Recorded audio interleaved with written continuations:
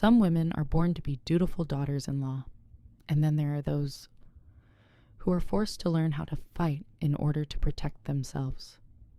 Today I've told you the story of a bride, a woman who stepped into marriage not only with a wedding gown and roses, but also with an enemy disguised as family. A white gown stained red by a clumsy glass of wine, a whispered word called oops, and a revenge plan crafted down to the finest detail. All of it turned what seemed like a disaster of a wedding day into a reckoning that silenced an entire family. This is not a story of tears. This is the journey of a woman reclaiming her honor and making the sky itself speak for her. Chapter 1. Oops. I used to think the worst moment of my life was when my mother was hospitalized after her second stroke. But as it turned out, the worst moment came on my wedding day.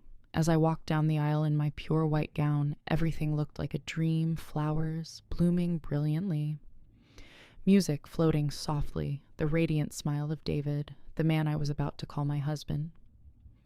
I tried to convince myself that everything would be fine, that all the warning signs about my future mother-in-law were nothing more than paranoia. I was wrong. At the reception, while everyone was raising their glasses and laughter filled the room, she walked up to me, holding a glass of red wine. I barely had time to turn my head when swoosh the wine poured straight down onto my wedding dress, staining it with a deep, blood-like red from the neckline to the hem. The entire room froze. I heard the sound of silverware clattering onto plates. And then, her voice. "Oops," she whispered with a smile that wasn't apologetic. It was triumphant. I stood there, wine dripping down my hand onto the floor. My dress, the one I had cherished for months, was now tainted, marred by the hatred of a woman who had always seen me as a thorn in her side. Every guest's eyes were on me. Some raised their hands to their mouths. Others turned to whisper to the person next to them. But I couldn't hear a thing. My ears rang. The world seemed to collapse until there was only me and the woman who had just done this, her gaze dripping with arrogance. I quietly turned away. "I need a minute," I said. But in my head, everything had already shifted. That day, I wasn't just a bride humiliated in front of 200 people. I was a woman pushed to her breaking point. And in that very moment, I knew if I let this go, she would keep tearing my life apart piece by piece, just as she always had. I disappeared from the reception for 20 minutes. Just 20 minutes. 20. And when I came back, I carried with me the thing that would destroy her reputation forever. Chapter 2. Numbers don't lie. I didn't leave the reception to cry. I didn't leave to wash away the wine. I left because I was ready. What no one knew was that the oops she had just whispered wasn't the first of its kind. It was only the first time she said it in front of a crowd. As for me, I had heard far too many cruel words from that woman already. They had just never been spoken under the glow of lights and in front of 200 guests. The truth was, I had prepared for this moment 3 weeks earlier on a night I will never forget. It was 2:47 a.m. I remember the numbers exactly because those very numbers changed the way I saw the world. I went to Lauren's house, my future mother-in-law, to pick up some flower vases. She insisted on fixing herself for the wedding. David had given me a spare key long ago, so I didn't think twice about it. I only meant to go and grab the vases and leave. But on the desk in her study, there were neatly stacked color-printed sheets clipped together by month. I wasn't normally the curious type, but something pulled me closer. I picked up a stack. They were bank statements, account named Sarah Mitchell, Lauren's younger sister, the one who had died of cancer less than a month earlier. The very first line read, "Withdrawal $5,000, note flowers, wedding." The next line, "Withdrawal $8,000, note venue upgrade." I kept flipping, page after page. All the money was being withdrawn from Sarah's medical fund.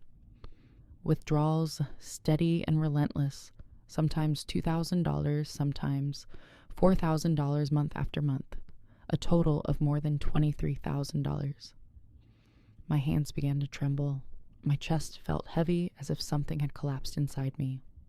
Sarah David's aunt had spent the final year of her life battling disease, confined to a hospital bed, believing the family didn't have the money to let her try a new treatment.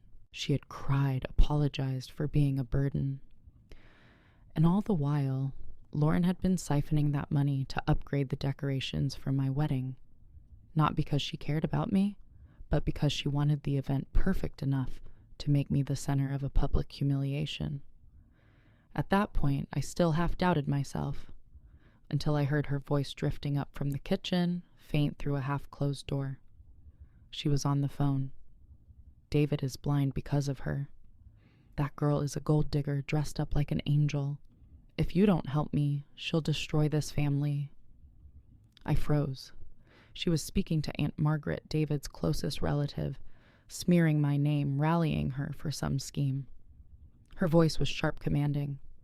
Not the voice of a worried mother, but the voice of a strategist, cold and precise, like a general preparing for war. That night, I stood motionless in the hallway. No tears, not even a sound, because I realized I was no longer the victim. I wasn't just the one being belittled, sabotaged in the shadows. I was the one holding the truth, and I was going to wield that truth as a weapon. Lauren had picked the wrong woman to provoke, because I wasn't the kind of daughter-in-law who bowed her head and endured. I was the kind of woman who, when she has nothing left to lose, will make sure the other person loses everything. Chapter 3. The Welcome of a Serpent. I realized Lauren didn't like me from the very first meeting, but I tried to stay positive. Maybe she just needed time. Maybe I needed to be more patient. After all, I was about to become her daughter-in-law.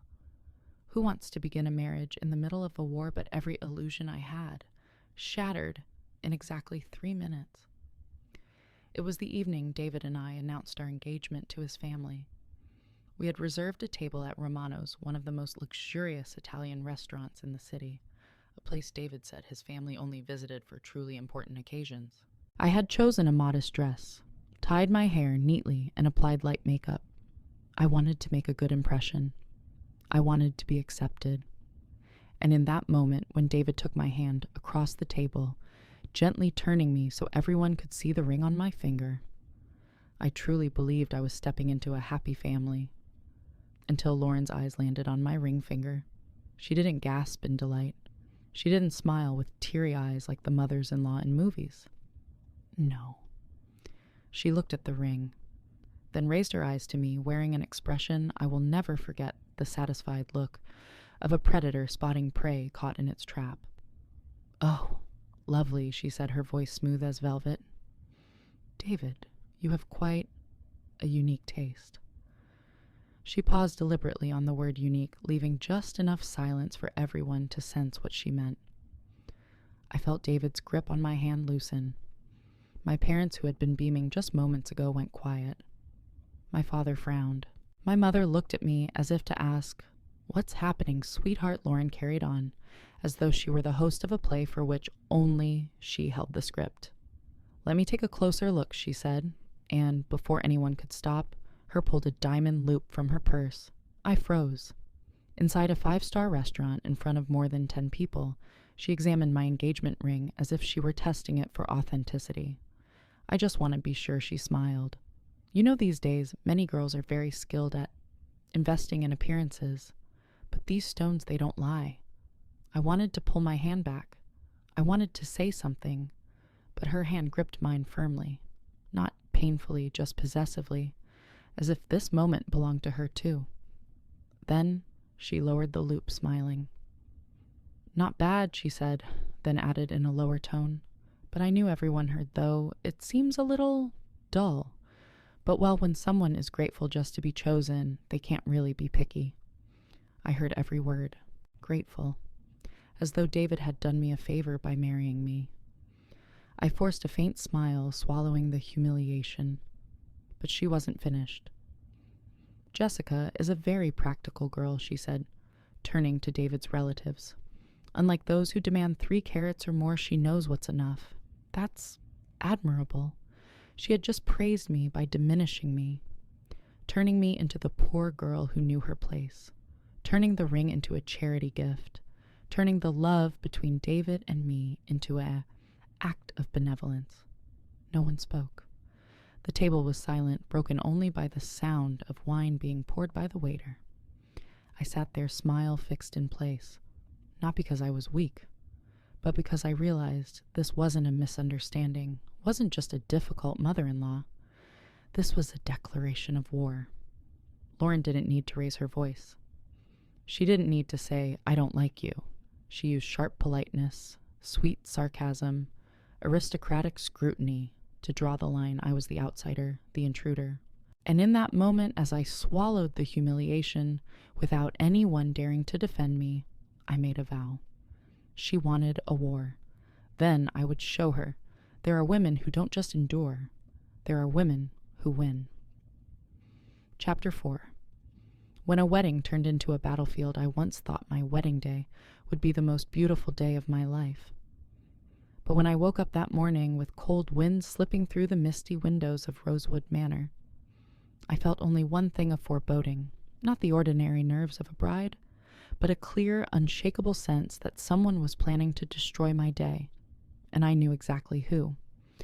At 6:30 a.m., while other brides might have been nervously fretting about hair and gowns, I stood in front of the mirror staring into my own eyes like a warrior preparing for battle. Because ever since I discovered Lauren had embezzled Aunt Sarah's medical fund, I had ceased to be a victim. I had started memorizing, recording, preparing, but I hadn't expected her to be bold enough to strike on the very wedding day. The first message came from Kate, my maid of honor, at 6:47 a.m. Just something weird happened. The florist just called. Someone changed the order, added funeral lilies. They asked if you wanted your wedding to have a funeral theme. I froze. White lilies, funeral flowers. She had tried to put them in my bridal bouquet. I took a deep breath and texted back, "Call another shop. Replace them immediately. And don't tell anyone." I knew if I overreacted, she would get exactly what she wanted, to make me lose control, to make me look unhinged. But that was only the first shot. Barely 30 minutes later, Maria, my photographer, pulled me aside, her voice trembling. "Jessica, I have to tell you. This morning your mother-in-law approached me. She offered me an extra $1,000 if I would accidentally take photos that made you look terrible. Twisted face, red eyes, bad angles. She used the word honest. I wasn't surprised anymore, but I felt a chill down my spine. Maria went on. I refused. She got angry. Then she even tried to switch the props in the photo booth, slipped in some vulgar signs. I stopped her. I squeezed her hand. "Thank you for telling me the truth. Today I'll remember this kindness forever." But the chain of attacks didn't stop there. At 8:10 my phone rang. The chef was on the line. "Hello, Jessica. Your mother-in-law just changed the entire menu. Said the family has digestive issues, so it has to be boiled chicken and plain vegetables. We don't have time to prepare other ingredients." I exhaled slowly. "Serve the original menu. If anyone doesn't want to eat, they can go hungry." At 8:40, Marcus, my DJ, knocked on my door looking uneasy. "Miss Jessica, your mother-in-law doesn't like Ed Sheeran's Perfect. She wants classical music instead. And she asked to cut half the playlist because it's not appropriate for the traditional atmosphere." I smiled. But this time it was a hard smile. "Marcus, we're keeping the playlist. If she bothers you again, call security. You have a contract with me. Remember that." He nodded, relieved. "Got it. And congratulations. You're handling this with incredible composure." I didn't know if it was composure. I only knew that if I didn't stand up now, the rest of my life would be nothing but a chain of manipulation. By 9 a.m., my stylist said someone had called, requesting my hair be put in a classy high bun, a style that would age me. My makeup artist had also been told to make my look more natural, which meant pale, washed out like a shadow at my own wedding. Even the priest had been called, asked to double-check the seriousness of the bride, piece by piece like nails hammered into the coffin of a so-called perfect wedding. But she forgot one thing I was used to enduring. And because of that, I had become dangerous. When my bridesmaids came and asked what's going on, I only looked at them through the mirror. Lauren is trying to ruin everything, I said. But today, she won't win. Kate, my best friend since high school, placed her hand on my shoulder. What do you need us to do? I looked at them. The women who had stayed up with me, picking dresses, arguing over color palettes, laughing at ridiculous cake designs. I only said one thing. Help me keep this day mine. And so we began. The new florist arrived. The DJ returned to his booth with renewed resolve. Makeup and hair stayed as planned. Maria reset the photo booth props properly. The priest smiled at me warmly. The more I was attacked, the clearer I became. Anger kept me standing tall, chin lifted high. Lauren thought I would shatter, but she had no idea that today I was preparing my counterstrike. Chapter 5. Calm before the storm. When the music began and I walked down the aisle with David's arm linked through mine, I thought I was safe. The last rays of the afternoon sun streamed through the tall glass windows, painting the white carpet beneath my feet in gold. Rose petals drifted down softly like gentle snow. People rose to their feet, some shed tears. Others smiled at me with genuine warmth in their eyes. In that moment, I didn't see Lauren. I only saw David, the man whose hand clasped mine so tightly, as if the slightest tremble from me would make him pull me closer and never let go again. We spoke our vows. We exchanged rings. And for the first time in months, I allowed myself to believe. Maybe she had stopped. The ceremony flowed beautifully. No disruptions, no whispers, no shadow of sabotage, only promises and hope. But then, as we walked down the aisle amid thunderous applause, I glanced toward the front row and caught Lauren's gaze. She was clapping, but the motion was empty. Her face wore the same flawless smile I had seen at countless family gatherings, at elegant brunches, at charity galas. But her eyes were different, cold, so very cold, as though she had lost a round. But the final match was still ahead, and then I saw her quietly check her watch, a small gesture, but in Lauren's world nothing was accidental. Moments later, she pulled out her phone, typed a message, swift, precise, as though she were activating something, a plan, a strike. I squeezed David's hand tighter. He didn't notice. He was happy, and I wanted to preserve that happiness for him for at least a few more hours. You did it? He whispered when we stopped at the end of the hall. Now, you're Mrs. Mitchell. I smiled, nodded softly, but my heart was restless.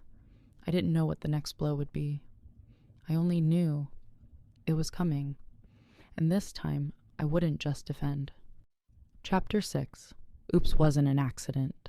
The reception began like any other beautiful celebration. Soft music floated from the garden corner, glasses clinked together, friends and relatives laughed. To anyone looking in, this was a perfect wedding, and for a brief moment I almost believed it too. Almost. Lauren transformed into the picture of a model mother-in-law posing for photos, with guests raising glasses for toasts, smiling gracefully as if nothing from that morning had ever happened. She spoke to the older relatives in a voice sweet as honey, telling old stories about David, occasionally glancing at me with a gentle smile, as though she truly cherished her daughter-in-law. But I noticed she kept hovering near the bar, always with the same bartender, always the same nods, the same finger points, the same whispered exchanges. No one else paid attention, but I did. I didn't know what she was planning, but I knew one thing for certain: she wasn't finished. After the round of table greetings, David and I were led to the head table. We sat there surrounded by applause, by hundreds of eyes and smiles. I drew in a deep breath, tried to look radiant, tried to believe I was still in control, until Lauren approached. She carried a glass of red wine in her hand. The wine was so dark that under the lights it looked nearly black like blood. Our bride today looks absolutely stunning, she said loud enough for several nearby tables to hear. This gown, such exquisite fabric. I managed a polite smile, ready to respond with something gracious, when her hand brushed lightly against the bodice of my dress, sliding downward as if to admire the fabric. Such delicate material. If something were to spill, I doubt it could be saved, she laughed. Softly, very softly, but enough to chill me to the bone. David chuckled, thinking his mother was joking, but I didn't. I sat straighter on guard. Trevor, David's best friend, began his speech. He spoke of our love story, our silly memories, our sweet moments. Guests laughed, then quieted as he shared touching words. I listened, but my eyes were locked on Lauren. She stood just behind me, not too close, but close enough to make me uneasy. Her hand tilted slightly. The wine glass shifted in her grasp, like a weapon being adjusted, ready to strike. Trevor raised his glass. And now let's all toast Jessica and David, the couple who proved that true love can overcome every obstacle. Applause rang out. Glasses clinked. Laughter filled the air. And then in that very moment, Lauren stumbled against the leg of my chair. Her glass tipped. I couldn't react in time. A stream of dark red wine poured straight down from my shoulder to my chest, spreading like a wound, seeping through lace, through silk, through every layer of the gown I had chosen, with all my love and hope. The entire room fell silent. Not a word. Only the sound of droplets falling from the soaked dress. Lauren's mouth fell open, eyes wide, an actress worthy of an award. Oh my goodness. Jessica, I'm so sorry I'm such a klutz. She dabbed at me with tissues, trying to clean it, but each wipe only spread the stain further. And then she bent close to my ear. Oops, she whispered, and smiled a smile only I could see, a smile wicked, triumphant. I sat frozen, my body trembling not from cold, but from something rising inside me. The girl who once cried over her ring being scrutinized. The one who endured the cruel phone calls, the silent sabotage. That girl was gone. And the woman sitting here now in a wedding gown drenched in red wine before hundreds of people, she was the one who would end it all. Chapter 7. 20 minutes of destiny. I stood up. No tears, no screams, no words of accusation. I simply rose in front of hundreds of stunned eyes, all staring at the streak of red wine running down my gown like a spreading bloodstain. I need a few minutes to take care of this, I said, my voice strangely calm. David immediately stood with me, panic in his eyes, his face flushed with anger. I'm coming with you. I placed a hand on his chest, gently pushing him back.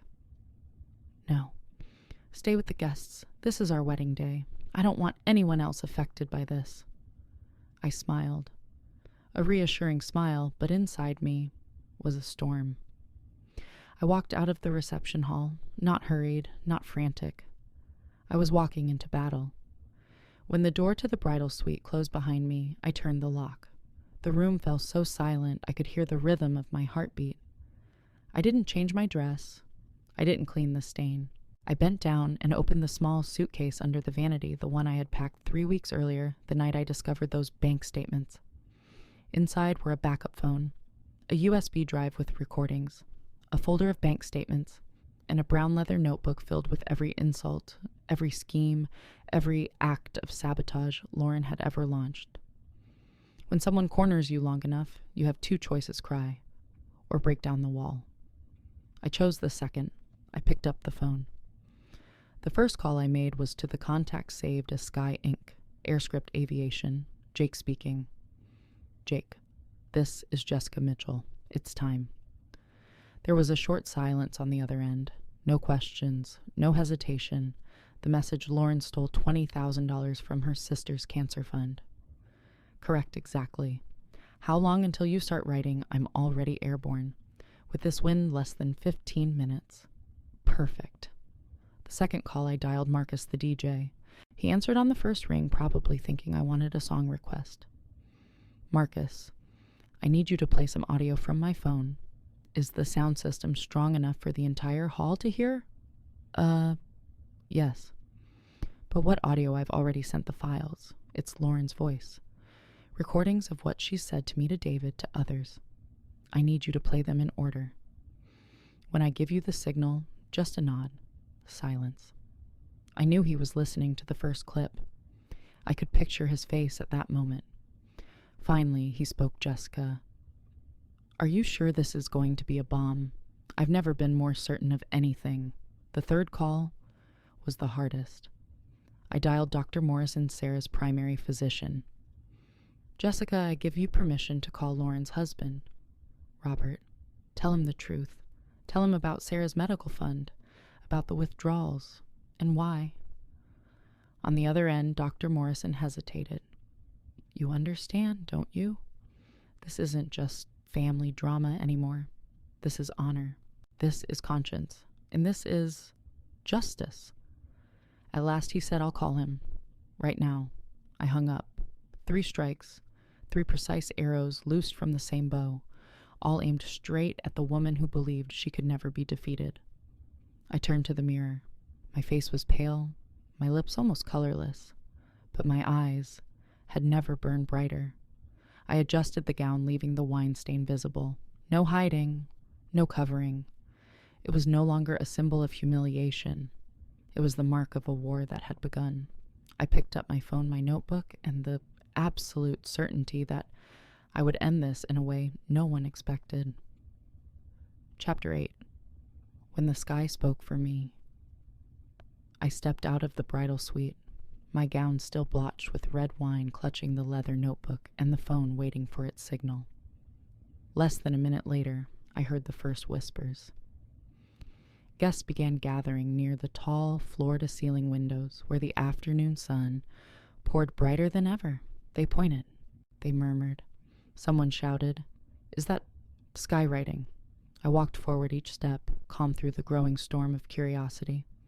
I heard my cousin Amanda whisper to her husband, "It must be a surprise love note from the groom." I smiled faintly. Not exactly. I stopped in the center of the hall, the light streaming down onto my stained gown. No one spoke. Every eye turned to what was unfolding in the sky, the first white trails of letters. Lauren. The moment the name appeared, I saw Lauren shoot up from her chair, her eyes fixed on the sky as if hypnotized. "Stole $20,000, she staggered. Relatives reached out to steady her, asking what's happening from her sister's cancer fund. And then the entire hall fell silent. Some hands flew to mouths. A few quiet sobs broke out, and Lauren, she stood frozen stone-like. No one laughed anymore. No more glasses were raised. Then I looked at Marcus, the DJ, already waiting behind his console. I gave him a single nod. Lauren's voice rang out, not the Lauren standing there. Lauren, over the speakers, pulled from the recordings she herself had left behind. "Jessica, that girl is a pure gold digger. She doesn't love David. She only loves the Mitchell name." The crowd gasped. Lauren panicked. "My son deserves someone better than that. She's just a patchwork rag sewn clumsily into this family." Lauren lunged toward the DJ booth. "Turn it off. That's private. She recorded me secretly. She trapped me." But Marcus was behind security, and there is no button that rewinds to a time before she was cruel. The second recording began. "I'll make sure she leaves David before their first anniversary. I've planned it from A to Z." I didn't watch Lauren anymore. I watched the others. Their eyes shifted from shock to anger. Those who once thought of her as a role model now stepped back from her table. Even Aunt Margaret, the one she had once begged for support, stood her gaze cold. Then came the final recording, the one I had never wanted to hear again, but knew everyone needed to. "Sarah's going to die anyway. That treatment won't work. And funerals cost money. I just borrowed it." At that moment, a sob burst from the back of the hall. It was David's uncle, the one who had cared for Sarah through her illness. I looked toward Robert, Lauren's husband, who was on the phone with Dr. Morrison. His hands shook. His whole body seemed drained of blood. After a few seconds, he ended the call, stood up, eyes red, and walked to the center of the hall. "It's all true," he said. Lauren withdrew more than $23,000 from Sarah's medical fund to hire flowers, change menus, buy gowns, and stage a wedding for her son, all so she could build a stage bright enough to humiliate Jessica. A sob escaped from my mother. David's sister covered her mouth. My father looked at me and nodded his eyes, saying, "You did the right thing." Lauren collapsed. She was no longer the woman of refinement, no longer the symbol of class and grace. She screamed, "I did it for my son. I only wanted what's best for David." But David had already stepped to my side. "No, Mom, you didn't do it for me. You did it for yourself." And then, the one thing I never expected happened. Robert removed his wedding ring. He walked to the chocolate fountain in the middle of the hall, the extravagant centerpiece Lauren had forced everyone to pay for. He looked at her one last time. "You love extravagance, then let my ring live in your fountain." And he tossed it into the flowing chocolate. A small plop, but everyone heard it, because the hall was suffocatingly silent. Lauren fell to her knees, her dress smeared with chocolate, screaming, tearing through the decorations in a frenzy to retrieve the ring like a madwoman. And I stood there, gown-stained, surrounded by people who looked at me, not with pity, but with respect. I didn't need to scream. I didn't need to defend myself. All I needed was the truth. And today, the truth had won. Chapter 9. When the mask fell. Lauren knelt by the chocolate fountain like a madwoman, her hands flailing through the cascading stream, desperate to retrieve the wedding ring, as if picking it back up could somehow reverse the life that had just crumbled. But nothing could be salvaged now.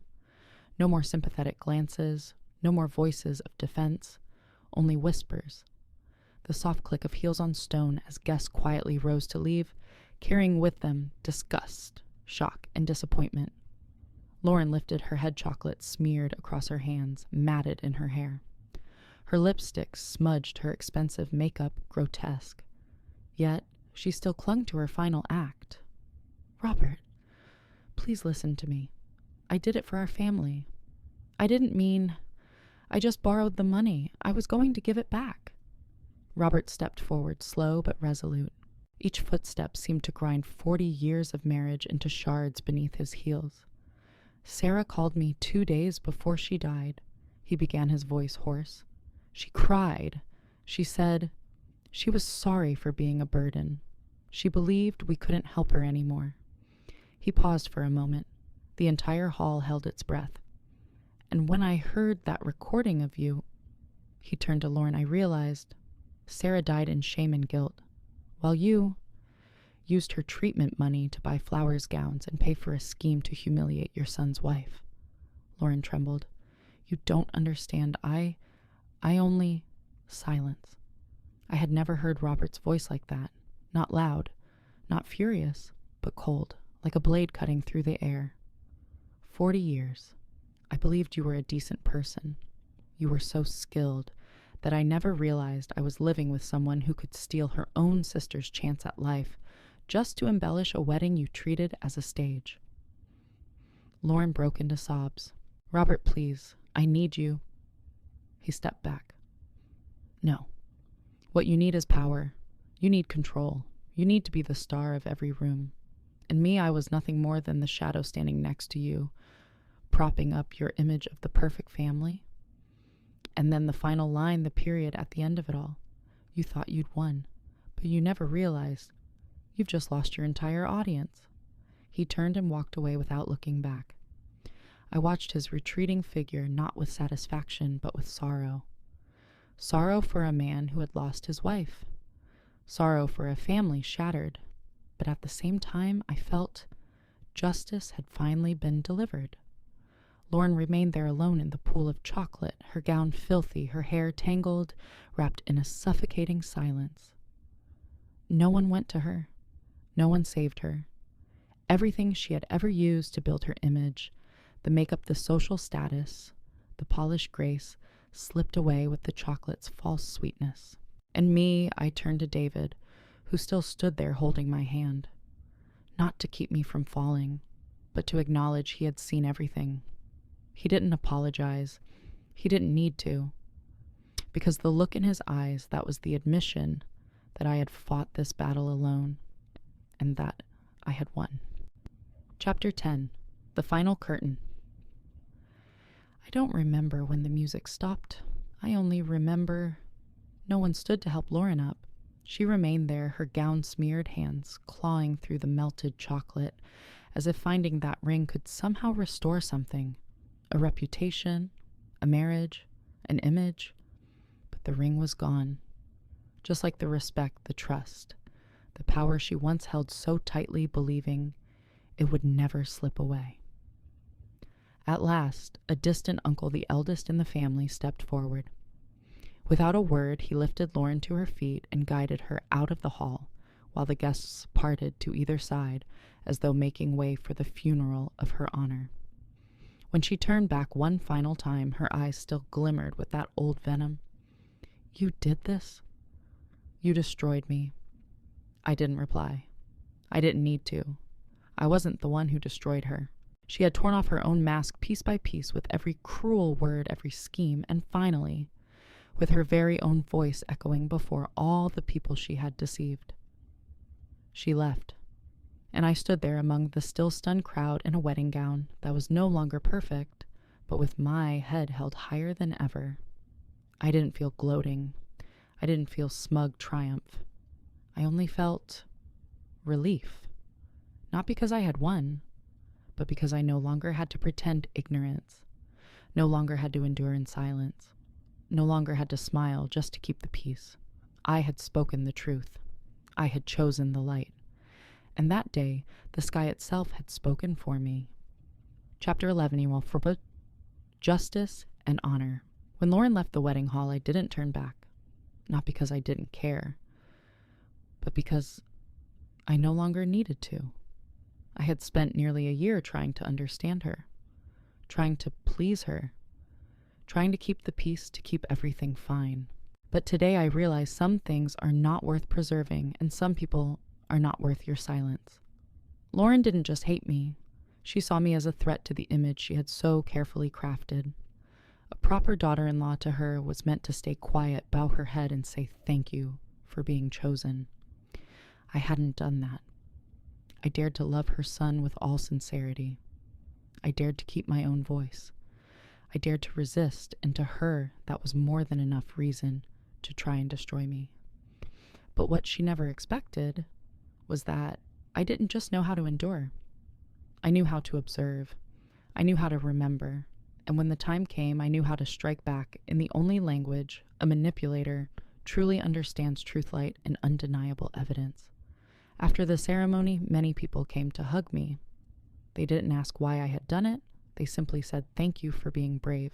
A few cried not because of what had happened, but because someone had finally stood up against the shadowy power everyone had been too afraid to confront. As for me, I didn't call it revenge. I called it justice. And justice doesn't always come with the gavel of a courtroom. Sometimes it comes with steady steps, with clear decisions, and occasionally with a streak of red wine on a white gown. I began that day as a bride humiliated. I ended it as a woman who knew her worth and who would never again let anyone trample it. It wasn't a perfect wedding, but it was the perfect beginning to a life where I would finally live as myself. Not everyone who puts on a wedding dress steps into a fairy tale, but there are brides who, even when humiliated, rise straight in their gown and expose the villain with absolute composure. If you've ever been belittled, if you've ever stayed silent just to keep the peace, remember, this truth is always the sharpest weapon, and justice always finds its way back, even if it has to write itself across the sky like those white trails that day. If this story resonated with you, don't forget to hit like, share your thoughts in the comments, and subscribe to Scarlet Vows, where women don't just survive, they reclaim the right to own their lives.